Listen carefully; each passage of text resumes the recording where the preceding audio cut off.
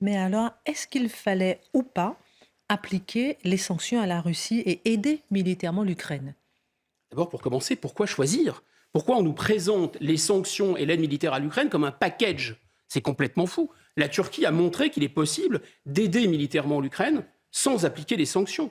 Alors pourquoi la Turquie n'a pas appliqué les sanctions? Et elle a très bien fait. Un, parce que les sanctions sont toujours inefficaces contre les États autoritaires. On l'a vu en Irak, on l'a vu en Iran, on l'a vu à Cuba, on l'a vu en Corée. Souvent, ce sont les peuples qui trinquent en réalité et voir qu'ils soutiennent leurs dirigeants. Elles étaient inefficaces, ces sanctions, pour protéger Kiev. Là, on l'a vu, ça n'a pas du tout empêché les Russes d'attaquer et de bombarder. Et enfin, surtout parce que c'était des auto-sanctions. Alors, si à l'intérieur de l'Union européenne, il y a des gens qui sont trop serviles pour résister aux États-Unis, si l'Allemagne, par exemple, veut s'infliger à elle-même de se priver d'un gaz russe bon marché, mais grand bien lui fasse. Je vais vous dire quelque chose qui va choquer tout le monde, mais qu'importe. Doucement, doucement, attention, Moi, attention. je pense que c'est effectivement très mauvais pour les entreprises allemandes, mais c'est très bon pour les entreprises françaises. C'est parfait pour le commerce extérieur français. Plus l'Allemagne est faible économiquement, plus la France va être forte économiquement, en En ce réalité, moment, elle est très dans faible. cette affaire. Voilà, donc il faut dire les choses. C'est toujours ça de prix par rapport au sponsoring de la réunification et d'une monnaie très, très évaluée qui a permis à l'Allemagne de dégager des excédents énormes. C'est toujours ça de prix et de rembourser pour nos chômeurs. Avant de le montrer, il faut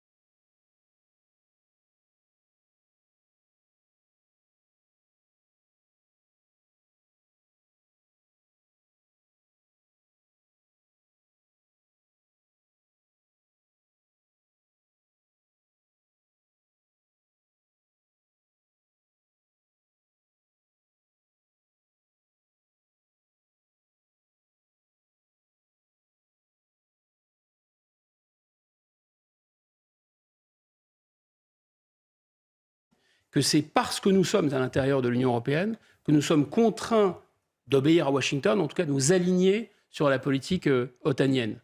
Et là, il y a quand même un paradoxe extraordinaire parce qu'on nous expliquait que c'est parce qu'on avait besoin d'un surcroît de puissance. C'est finalement la cause, pour ne pas dire le prétexte, de notre effacement politique. Et je pense que depuis 30 ans, on attend la puissance européenne comme on attend Godot. Elle ne risque pas de venir. Et on nous dit pourquoi il faut passer par l'Europe, par l'échelon européen, parce que nous sommes trop petits. Et là où c'est fantastique, c'est qu'on voit que la Turquie, c'est-à-dire un quart du produit intérieur brut français, la Turquie, c'est-à-dire un cinquième de l'armée française, la Turquie, c'est-à-dire qui n'est pas une puissance nucléaire, la Turquie, c'est-à-dire qui n'est pas membre du Conseil de sécurité des Nations Unies, la Turquie, c'est-à-dire qu'il y a beaucoup moins de turcophones qu'il y a de francophones dans le monde. La Turquie est capable d'avoir une voix qui est écoutée des États-Unis, qui est écoutée de la Russie, qui est écoutée de la Chine, qui est écoutée de l'Inde. Et de l'Afrique. Et de l'Afrique et des pays d'Amérique centrale. Parce que la plupart des États du monde n'ont pas envie de l'impérialisme, ni chinois, ni russe, ni américain. Le monde entier attend la France, il y a un boulevard pour nous. Et qu'est-ce qu'on fait? On se met en cette espèce de petite coquille grotesque, cette espèce d'EHPAD de maison de retraite de l'histoire, à attendre qu'on soit puissants ensemble. Mais évidemment, c'est une machine à renoncer à tout, c'est une machine à obéir, c'est une niche. On est dans la niche et on a donné la laisse à Biden. C'est ça la réalité en fait. Et là, je pense que la comparaison avec la Turquie est extrêmement frappante. La Turquie, en fait, nous a volé ce rôle de chef des non-alignés, de pays qui, je rappelle, tout en étant membre de l'OTAN, tout en étant allié des États-Unis, le général de Gaulle, dans les cas de crise très forte, il était du côté des États-Unis, il savait où il habitait. La France doit savoir qu'elle est solidaire de ses alliés et des démocraties, ce n'est pas le sujet. Mais simplement, les intérêts de la France ne sont pas les intérêts de l'Allemagne, ne sont pas les intérêts des États-Unis, etc.